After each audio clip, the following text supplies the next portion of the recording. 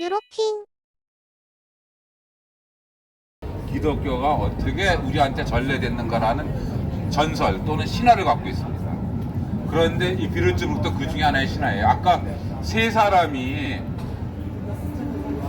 전파하러 왔다 그랬잖아요. 프랑켄의 사도 세 사람.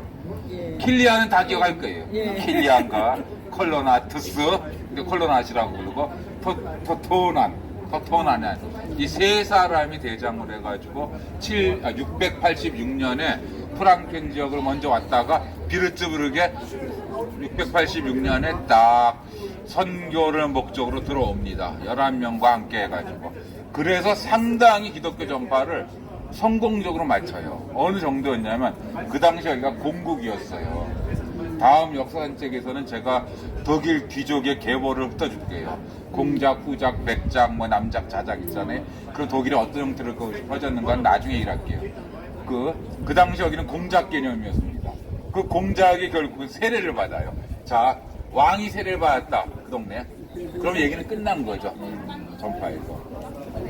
그래서 킬리안이니 이 세 사람이 아주 지위도 안정적이고 그랬는데 이 공작이 전쟁에 나가고 나서 나간 틈을 타서 이 셋이 살해를 당합니다. 공식적으로 왜 당했냐면은 이 공작이 남동생이 있었어요. 갈리아나, 그러니까 남동생의 부인이 갈리아나라는 여자인데 이 남동생이 죽어요. 일찍 죽은 게 아니라 결혼해서 몇 년 살다 죽었어요. 그러다 보니까 이 여자가 그래도 좀 동아줄 중에 동아줄인데 공작의 동생이었으니까 왕의 동생이니까 걸렸는데 죽어버리니까 뭐하니까 어떻게 해가지고 이 공작을 잘 구워 삶아가지고 결혼을 해요. 이 공작하고. 그러니까 킬리안이 그걸 지적을 합니다. 당신은 하나님의 자녀로 거듭났다. 세례를 받았다. 그런데 자기 동생의 부인을 하고 결혼하는 것은 안 된다 하고 금지를 시켜요. 그러니까 이 공작이 좀 나약했나 봐요. 그러니까 결정을 못 하고 있었어요. 야, 이거 어떻게 하면 좋냐. 우리 여기 세례 받아본 사람도 알지만 세례 받은 직후가 신앙심이 제일 커요. 막 세상에 새로 태어난 것 같고 내 죄는 이제 없고 막 그러니까 이 킬리안 말을 듣고 싶은 거예요. 이 세 사람이 얘기를. 그러니까 이 부인 갈리아나랑 그 갈리아나 남동생들은 불안한 거죠. 자기 집 갖고 있는 기득권이 이제 야 이거 큰일 났으니까. 그런데 마침 이 공작이 전쟁터로 떠나게 됩니다. 그때 할 얘기가 있다. 이건 뭐 제가 본 거고 이거 써있지도 않아요. 이제 추측입니다. 할 얘기가 있다. 뭔지 핑계를 대가지고 유인을 합니다. 마을간으로. 그러고서 숨겨뒀던 신복들한테 나타나서 칼로 이세서 죽여버립니다. 그래가지고 이 세 사람은 한날 한시에 3년 뒤 689년에 순교를 당해요. 마국간에서. 그 마국간이 있던 자리가 바로 이 자리입니다. 그래서 그 전설의 현장이 여기예요. 그런데 우리 역사학계에서는 이걸 어떻게 해석을 하냐면은 들이 이렇게 전달되지만 실제적으로 이게 사실인지 아닌지는 검증은 안 됩니다. 하지만 여기서 순교했다는 것은 사실인 게 검증이 됐던 게 한 100여 년이 지나가지고 여기서 이 세 사람의 유해가 발견됩니다. 그래서 그 유해를 뭐 취합을 한다거나 수습을 한다 그렇게 해요.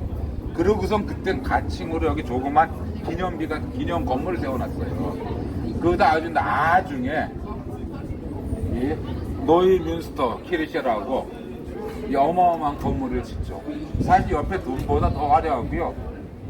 아까 옆구리에서 볼 때는 저 뒤에 수겔 같은 게 굉장히 큰 게 보이죠. 근데 정면에서 봐서 그런데. 자, 그러면 이 기독교에서 갑자기 건축 양식으로 가겠습니다. 자, 뾰족 안 하죠. 그러니까 이제 뭐 고딕도 아니고 로마네스크도 아닌 거예요. 이제 화려해지는 건 보이고 이제 더 이상 뾰족할 필요가 없는 거예요. 이게 바로 전형적인 바로크 양식의 교회입니다. 화려하고 종교 전례는 늘 신화 내지는 전세에 따라 붙습니다. 한국에서도 무속 신앙이라든지 아니면 토착 신앙이 발달해 있다가 고구려를 필두로 해서 고구려, 백제, 신라수로 불교가 도입을 하고 우리가 잘 아는 2차 도내 순교 신라 시대 기득권층이 토착 신앙에 있었지만 이차돈이 불교를 계속 전파할 때 기득권과 마찰을 빚고 그러면서 이제 이차돈이 그렇게 얘기를 하죠. 자, 내 목을 쳤을 때 하얀 피가 나오면은 당신들 불교 믿겠느냐, 받아들이겠느냐 했더니 정말 목을 쳤더니 하얀 피가 쏟았다고 합니다. 그래서 신라가 마지막으로 불교를 받아들인 그러한 뭐 전설이라고 해야 될지 신화가 있습니다. 왜 그럼 이런 것들이 신화로 남게 되느냐? 이 새로운 종교를 받아들인다는 얘기는 고대 국가에서는 사회 구조가 바뀐다는 얘기입니다. 이데올로기가 바뀌고 가치관이 바뀌기 때문에 이 종교를 다른 종교를 대체한다는 얘기는 기득권층의 반발을 불러오게 됩니다. 그럼 이러한 현상은 중세 유럽에도 똑같이 나타나고 있습니다. 그런데 이것을 이렇게 마치 야사라든지 어떤 치정 이렇게 해석하지를 않습니다. 역사학계에서는요. 이것이 무엇이냐? 아까 말한 그 2차돈 순교를 처음부터 제가 말씀드렸지만 기득권들이 어떻게 반발을 했는가? 그 반발에 어떻게 선교사라든지 기독교 전파자들은 희생될 수밖에 없었는가? 그런 기득권과의 갈등을 첫 번째로 묘사를 한 거라고 볼 수 있고요. 두 번째로는 늘 그렇지만 신화가 필요로 했었습니다. 새로운 질서의 창조에는 신화가 꼭 필요했기 때문에 이러한 것이 나타나지 않았는가. 이렇게 우리가 해석하는 것이 일반적입니다. 그러면 이제 뭐라 그러나 그 사족이라고 해야 될지 아니면은 나중에 야사처럼 설명을 드리면은 이 세 사람이 거기서 살해당했는데 이 시신도 아니고 이제 다 썩었으니까 뼈다구만 남았을 거 아니에요? 이것이 약 한 100년 뒤쯤 발견이 됩니다. 689년에 죽는, 이렇게 살해당하는데 약 100년 뒤쯤 발견이 돼서 그것을 수습을 해가지고 여기는 성지다라고 해서 거기에 교회를 세웁니다.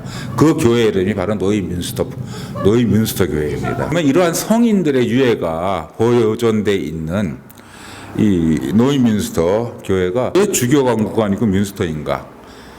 많은 분들이 이런 착각을 합니다. 돔 하면은 이 머리 둥글고 머리가 대머리인 것처럼 그런 걸 돔으로들 다들 알고 계시는 분이 많습니다. 하지만 그렇지 않습니다. 돔이라고 하는 것은 뭐 도무스, 라틴어로 도무스라는 뜻은 집입니다. 즉 하나님의 집. 그렇기 때문에 주교가 집전을 하면은 아무리 초라해도 그것을 돔이라고 부릅니다. 그런데 대부분 대단히 웅장하고 크죠.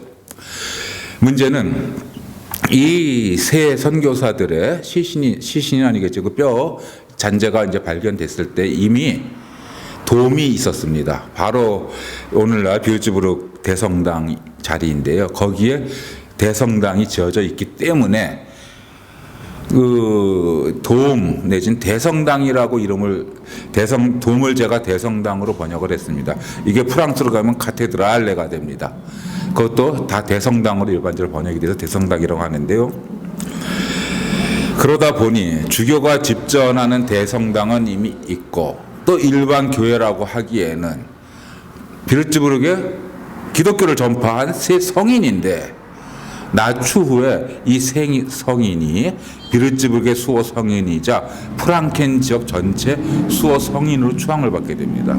그렇게 어마어마한 사람들이 유해를 처단당한 곳이고 그 유해가 보존되어 있는 교회를 일반 교회할 수 없기 때문에 뮌스터라고 불러준 겁니다. 그래서 이름이 노이민스터가 된 거고요. 그럼 뮌스터라는 게 그렇게 높은 거야? 그렇죠?